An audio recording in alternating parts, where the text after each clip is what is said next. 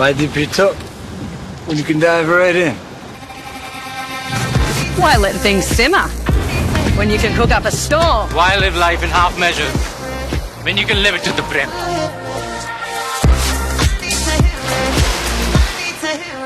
సెకీతో ఏపీ ఒప్పందం ఉంటుందా ఉండదా?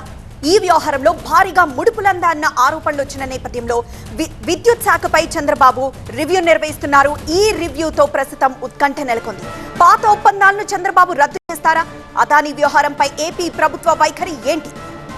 అమెరికా అదానీ ముడుపులు ప్రస్తుతం ఢిల్లీ నుంచి గల్లీ వరకు ఇదే చర్చ హాట్ టాపిక్ గా మారింది. ఈ ఉదయం పార్లమెంట్ ఉభయ సభల్లో ఈ అంశం రచ్చరేపితే మధ్యాహ్నం తెలంగాణలో ఊహించని టర్న్ తీసుకుంది. అదానీపై ఆరోపణలు వెలువెత్తుతున్న నేపథ్యంలో తెలంగాణలో స్కిల్ వర్సిటీకి ఆ సంస్థ ఇచ్చిన విరాళంపై కీలక నిర్ణయం తీసుకుంది రేవంత్ రెడ్డి ప్రభుత్వం.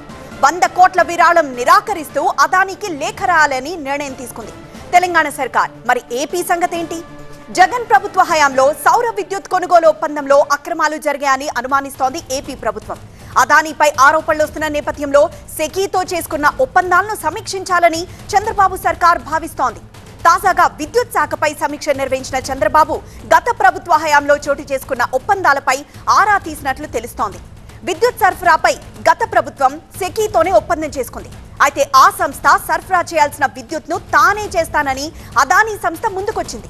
దీంతో జగన్ ప్రభుత్వం ఆ సంస్థతో అనుబంధ ఒప్పందం చేసుకుంది. ఈ వ్యవహారంపైనే అనుమానం వ్యక్తం చేస్తోంది ఏపీ ప్రభుత్వం.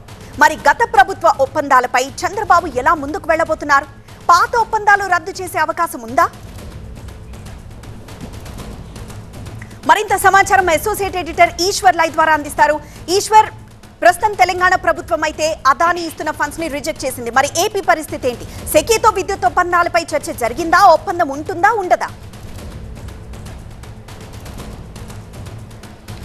సెకీతో విద్యుత్ ఒప్పందాలపైన తీవ్రమైన చర్చ నడుస్తోంది. ఎందుకంటే దేశవ్యాప్తంగా అంతర్జాతీయంగా ప్రకంపనలు సృష్టించిన వ్యవహారంలో ఆంధ్రప్రదేశ్ ప్రభుత్వ పాత్ర రావడాన్ని ఆంధ్రప్రదేశ్ ప్రస్తుత ప్రభుత్వం జీర్ణించుకోలేకపోతుంది. దీనిపైన తాడోపేడో తేల్చుకోవాలి. గత ప్రభుత్వం పూర్తి స్థాయిలో అవినీతికి ఇందులో పాల్పడిందనే స్పష్టమైన ఆధారాలు లభించడం, ఇప్పటికే అమెరికాలో ఛార్జ్ షీట్ నమోదవడంతో దీనిపైన ఆంధ్రప్రదేశ్లో కూడా ఏదైనా కేసు నమోదు చేయవచ్చు అన్న దిశలో కూడా ఆలోచిస్తోంది. ఆ మేరకు పోలీస్ ఉన్నతాధికారులతో ప్రత్యేకంగా ఇప్పటికే ముఖ్యమంత్రి సమావేశమయ్యారు. ఒక లీగల్ ఒపీనియన్ తీసుకుని ఫర్దర్గా ప్రొసీడ్ అయ్యే అవకాశాలని పరిశీలిస్తున్నారు. అప్పటికి సెకీ నుంచి విద్యుత్ కొనుగోలు చేసిన సమయంలో 7,000 మెగావాట్ల విద్యుత్ని 25 సంవత్సరాల పాటు యూనిట్కి ₹2.49 కొనుగోలు చేస్తూ ఒప్పందం తీసుకున్నారు. అది ఆ సమయంలో కేవలం ₹1.99 మాత్రమే ఉంది. ఒక్కొక్క యూనిట్కి 50 పైసలు అదనంగా విద్యుత్ని కొనుగోలు చేసే ఆవశ్యకత ఏంటి? ఇందులో ఎంత దాదాపు 1750 కోట్లు ముడుపులు చేతులు మారాయంటూ వస్తున్న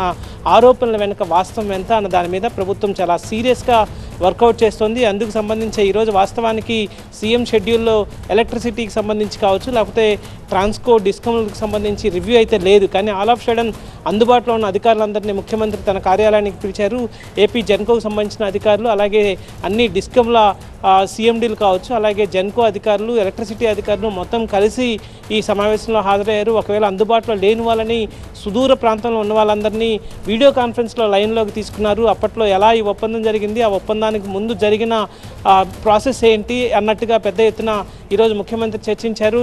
కేవలం ఒక్కరోజు ముందుగానే 2021 సెప్టెంబర్ 29న ఈ ఒప్పందం జరిగింది. అంతకు ముందు క్యాబినెట్ ఒకే ఒక రోజు ముందు దానికి సమావేశమై నిర్ణయం తీసుకుంది అని ప్రభుత్వం నోటీస్కి వచ్చింది. అదే సమయంలో మంత్రి, అప్పట్లో విద్యుత్ శాఖ మంత్రిగా పనిచేసిన బాలినేని స్టేట్మెంట్, ఆ రోజు అర్ధరాత్రి తనపైన బలవంతంగా ఒత్తిడి తెచ్చారు. తనపైన అర్ధరాత్రి సంతకం చేయాలని అప్పటి ఎనర్జీ సెక్రటరీ తనపైన ఒత్తిడి తీసుకొచ్చారు. అయినా నేను అంగీకరించకపోవడంతో తెల్లవారి క్యాబినెట్లో పెట్టి దాన్ని ఆమోదించారంటూ ఆయన చేసిన వ్యాఖ్యలు కావచ్చు, ఆ తర్వాత చెవిరెడ్డి చేసిన వ్యాఖ్యలు కావచ్చు, ఆ తర్వాత తన అవినీతిని నిరూపిస్తే తను సూసైడ్ చేసుకుంటాను కుటుంబంతో సహా అని బాలినేని చేసిన వ్యాఖ్యలు ఒకవైపు అయితే, మరొక వైపు సెకీతో ఒప్పందం రద్దుపైన కూడా ప్రభుత్వం చాలా తీవ్రంగా ఆలోచిస్తోంది. ఎందుకంటే ఒకసారి చేసుకున్న ఈ పీపీఎల్ని, పవర్ పర్చేజ్ అగ్రిమెంట్ని ఒకసారి మళ్ళీ క్యాన్సిల్ చేయడం అంత సాధ్యం కాదు. గతంలో 2019లో గత వైఎస్ఆర్ కాంగ్రెస్ పార్టీ ప్రభుత్వం అధికారంలోకి వచ్చిన సమయంలో కూడా ఇట్లాంటి వివాదమే జరిగింది. అప్పట్లో గత ప్రభుత్వం చేసుకున్న పీపీఎల్ని రద్దు చేసుకున్న క్రమంలో అది సుప్రీంకోర్టు దాకా వెళ్ళింది.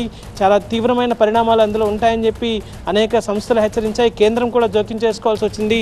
సో సెకీతో ఒప్పందం రద్దుకు సంబంధించి ప్రభుత్వం ఎలాంటి నిర్ణయం తీసుకోబోతుందన్న ఉత్కంఠ అయితే అందరిలో నెలకొని ఉంది. ఒకవైపు అప్పట్లో జరిగిన అవినీతిని ఇక్కడ విచారించే అవకాశం ఉందే అన్న ఒక కోణం, మరొకవైపు ఆ ఒప్పందాన్ని కొనసాగించాలా, రద్దు చేయాలా, కొనసాగిస్తే దాదాపు 2 లక్షల కోట్ల నష్టం రాష్ట్ర ప్రభుత్వం మీద 25 ఏళ్ళలో పడుతుంది. కాబట్టి దానికి ఎవరు సమాధానం చెప్పాలి, ఇలాంటి అనేక అంశాలు ప్రభుత్వం ముందున్నాయి. వాటికి సంబంధించి ప్రభుత్వం కీలక నిర్ణయాలు తీసుకునే అవకాశం ఉంది. బహిరంగంగా వాటిని చెప్పే అవకాశం కూడా స్పష్టంగా కనిపిస్తున్న నేపథ్యం ప్రస్తుతం కనిపిస్తుంది.